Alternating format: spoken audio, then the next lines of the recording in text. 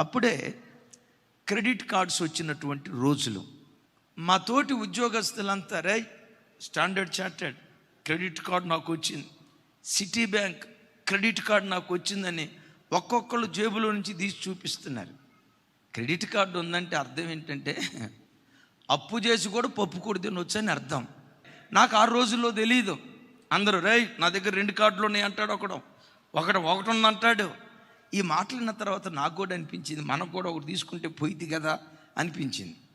ఆ credit card తీసుకుందామని అటు వెళ్ళబోయేటప్పుడు దేవుని ఆత్మ చెప్తుంది, పొరపాటున వెళ్ళొద్దు, వద్దో నా మాటను ప్రభా తీసుకుంటా కానీ దాన్ని వాడుకోను నాయన.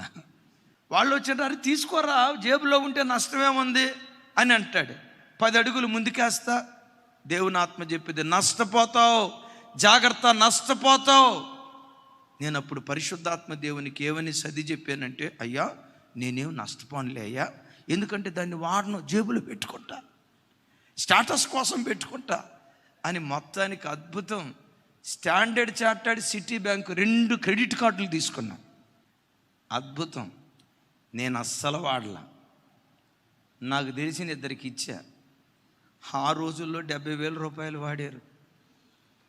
వాళ్ళు కట్టక అప్పుడప్పుడు అప్పులోళ్ళు ఇచ్చినట్లుగా 50 రూపాయలు ఒకరోజు, 100 రూపాయలు ఒకరోజు, 200 రూపాయలు ఒకరోజు అయితే విచిత్రం తెలుసా, 70,000 రూపాయలు తీసుకుంటే మొత్తం 1,20,000 అయింది.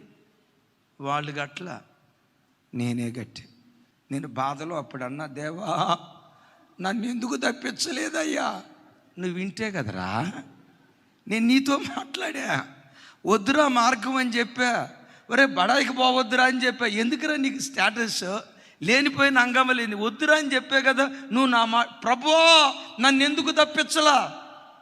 నేనేం చేయి పట్టుకొని బలవంతంగా లాగనరా, డైరెక్షన్ ఇస్తా, ఇదే త్రోవ, ఈ త్రోవలో నడు, మేలుకరంగా సాగుతావని పరిశుద్ధాత్మ మెల్లని స్వరం ద్వారా మాట్లాడతాడు.